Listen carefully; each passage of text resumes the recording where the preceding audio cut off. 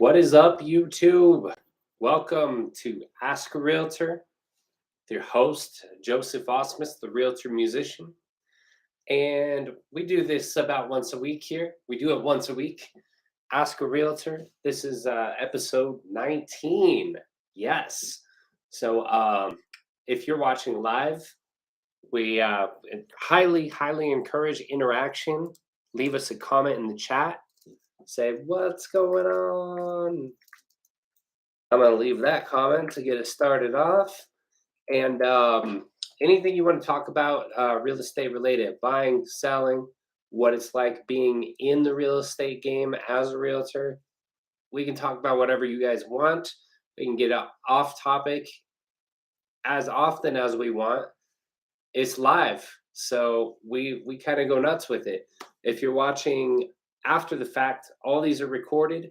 You can watch them, all the previous episodes on the channel, as well as the live ones when we are live. And I encourage you to leave comments even after the fact, because I do pick those up and read them, and that gives us stuff that we can talk about on the future episodes of Ask a Realtor. So for today, I'm going to start it off with a quick question. American actor and comedian Jim Varney. What does Jim Varney call it when he gets movie royalties? Calls it earnest money. So he made all of those Earnest movies, right?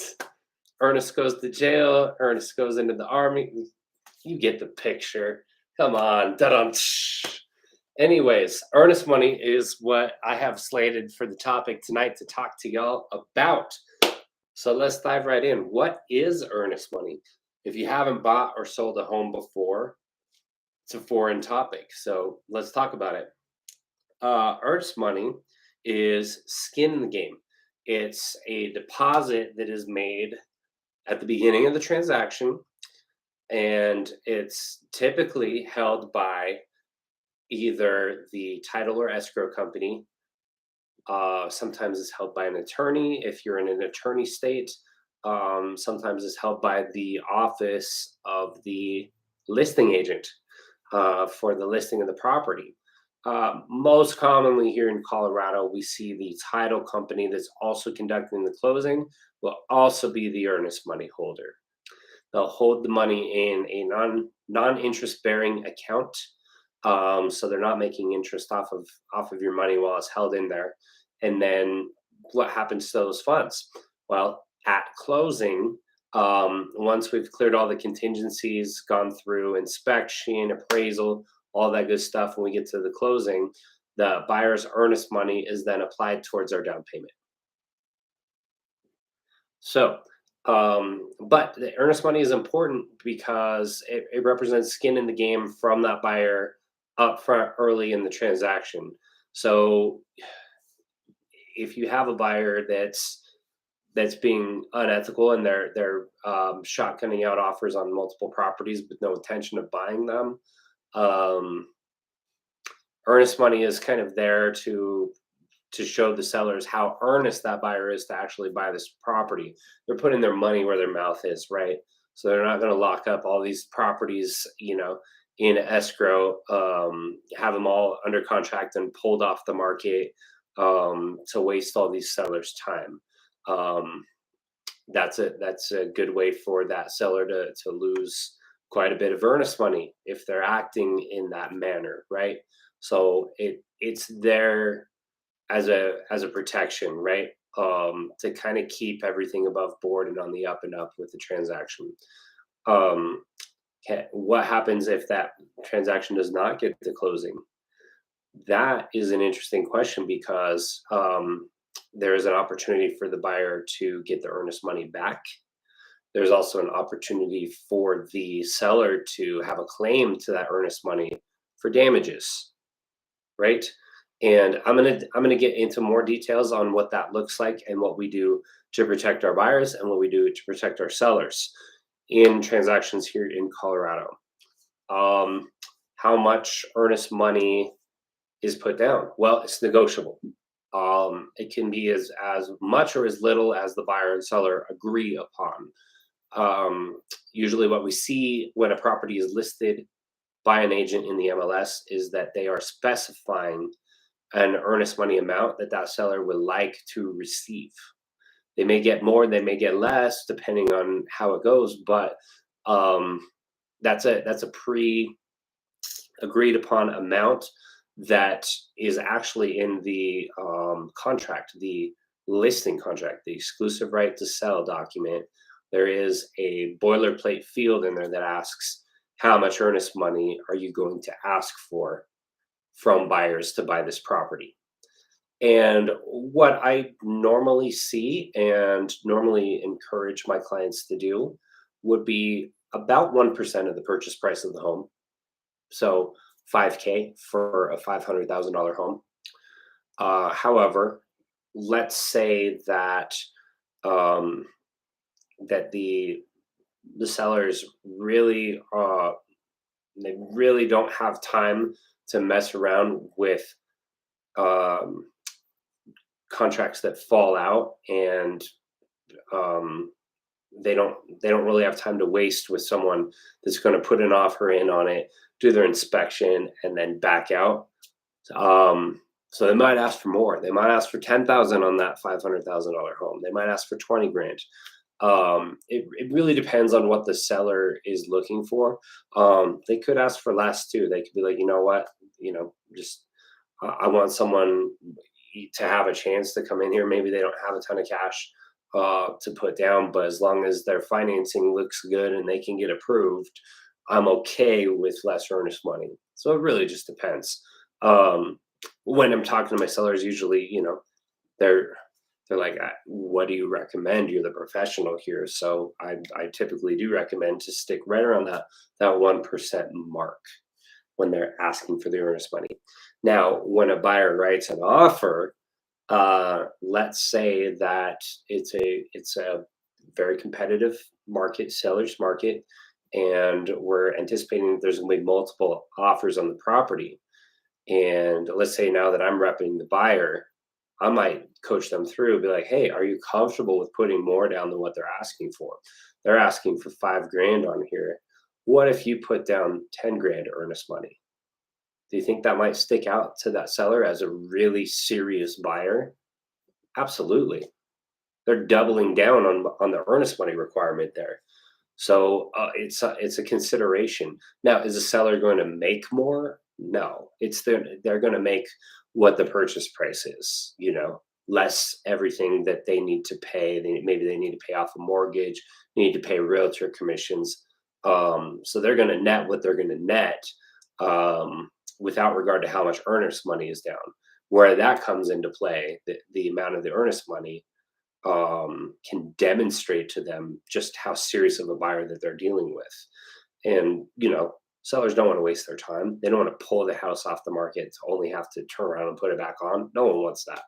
So a higher earnest money deposit is going to get that seller's attention, and it's going to stick out if you are competing with other buyers in this market, right? But you can flip it too. I've worked with buyers that are like, you know what, I really don't have 5 grand saved up, Joseph. What do I do here? Do I need to find a different property? No, no, you don't need to find a different property. Let's work with what you can work with here. How much can you put down? You can put down 2,000. Great, let's do that. Oh, you can't put it down until Friday? Okay, that's the way that we're going to write it in here to work around your pay dates. And then when I submit that offer on my client's behalf, I'm picking up the phone and I'm calling that listing agent. I'm talking through, hey, you're going to see this come through here. And I just wanted to talk this through it so that when you present it to your seller, that they don't have any concerns about this. Here's my buyer's situation. They are waiting to get paid. They'll have the funds on Friday when they get paid, and they should have no problem make that earnest money deposit on that date. Here's how much they can put down.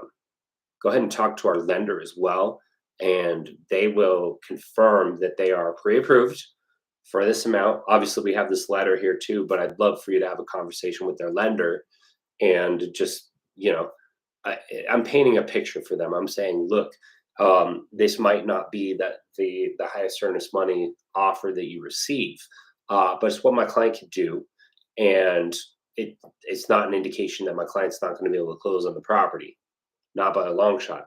Um, it's just within their means. We don't want to set them up for failure by saying we'll put down this earnest money and then come to find out that they can't. Now, it's very important that I have that conversation with my clients and I don't just submit the offer and put down, 5,000. Oh, listing agent wants 5,000. I put that in the offer and give it to my buyer, be like, here, sign here, and I'll send it over without explaining to them and having that conversation about if they accept your offer, can you put this earnest money down by this date? There's also a earnest money deadline that we write into the offer. It's right in the Colorado state approved contract to buy and sell real estate. It's called the alternative earnest money deadline. And what we typically see with that one, both on the buy and sell side, is that earnest money is being dropped off about 3 business days after mutual execution of contract, or MEC as we like to call it. So once the parties agree and the buyer and seller sign, and you are now pending sale under contract, about 3 business days after. If it's a Friday, you can normally expect that deadline to be on a Wednesday. Again, if I'm on that buy side and I'm talking to my buyer and they don't have it till Friday when they get paid, I'm wiggling that date for them. I'm not setting my client up for failure because that's the norm that we see in the market here. No. Um, will that potentially weaken our offer? Possibly, but if that's the thing that's going to kick them out and not get them the house, I'm having that conversation with the listing agent, and if they like everything else about the offer and that's the one thing that's holding them up, I'll go back to my clients and see if there's a way that we can work this out. If they can put off paying a bill until they get paid Friday and they can put the funds towards that, get creative here. Sometimes you don't get that opportunity. It really depends on the agent on the other side of the transaction and how communicative they are.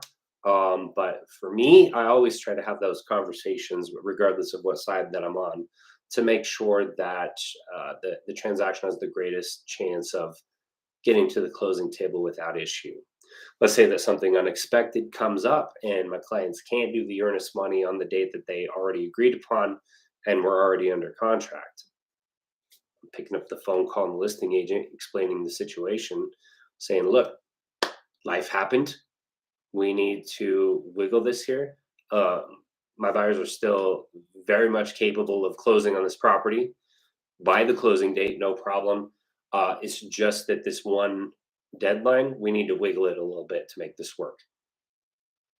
Will you talk to your seller about that and make sure they're cool with it? And then we do an amendment to the contract for that date. I've closed coming up on 50 transactions now. I've had to have that conversation on a couple of them, a couple of times. I've never ran across an issue because I got out in front of it and made sure as it mattered that my clients told me, and as soon as my clients told me, I was handling it, getting in front of it to make sure that everyone had as much heads up as possible. Haven't had an issue with it. Now, if I had a client that didn't tell me about it and then earnest money deadline came and went and they got quiet about it but didn't make their deposit, that's a different situation. Fortunately, I've not ran into that, but we talked about earlier in the video, are there chances that the buyer could lose their earnest money? Yes, there are.